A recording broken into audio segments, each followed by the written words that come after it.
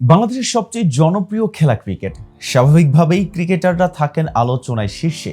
জিতলে যেমন তাদের নিয়ে হয় মাতামাতি, তেমনি হারলেই চলে মুণ্ডপাত।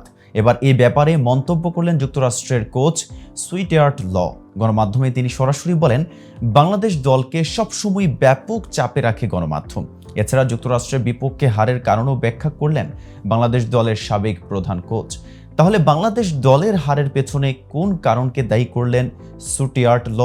এ বিষয়ে বিস্তারিত জানতে ভিডিওটি দেখুন শেষ পর্যন্ত। আর উশারবাণী স্পোর্টস থেকে আমি মেহেদী হাসান আছি আপনাদের সাথে।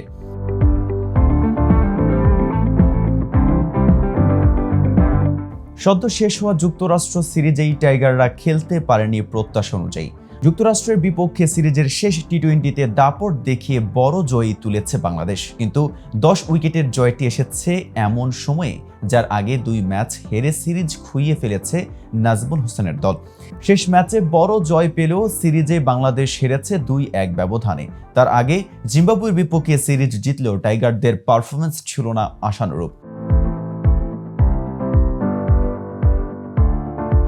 তবে আইসিসির সহযোগী সদস্যদের যুক্তরাষ্ট্রের বিপক্ষে এমন পারফরম্যান্সের কারণে গত কয়েকদিন ধরেই ব্যাপক সমালোচনার মুখে আছে বাংলাদেশ দল। সমর্থকরা এই হার কোনোভাবেই যেন নিতে পারছে না। এবারের টি-20 বিশ্বকাপের সহ আয়োজক যুক্তরাষ্ট্র। আইসিসির সহযোগী সদস্য দলটায় অতীতে বিশ্বকাপে খেলার অভিজ্ঞতা সম্পূর্ণ খেলোয়াড় আছেন মাত্র একজন।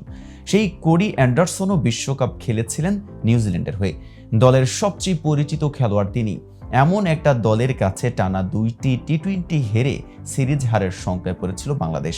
তবে গতকাল শনিবার শেষ টি-20তে যুক্তরাষ্ট্রকে 10 উইকেটের বড় ব্যবধানে হারিয়ে হোয়াইট ওয়াশ হওয়ার লজ্জা এড়িয়েছে টাইগাররা।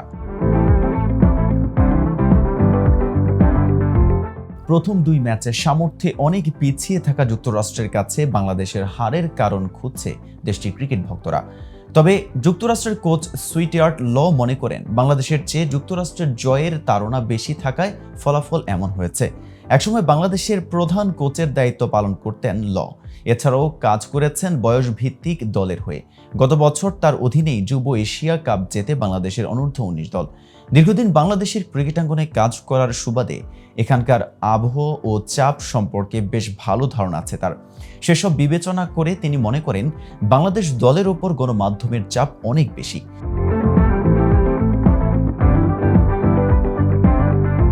এদিকে বিশ্বকাপের আগে দলের অবস্থা অনেকটাই শোচনীয় হলেও ব্যক্তিগত পারফরমেন্স ঠিকই ধরে রেখেছেন হৃদয়। সাম্প্রতিক সময়ে দলের সবচেয়ে ইনফর্ম ব্যাটার তিনি, তাই প্রত্যাশাটাও তার কাছ থেকে স্বাভাবিকভাবেই বেশি।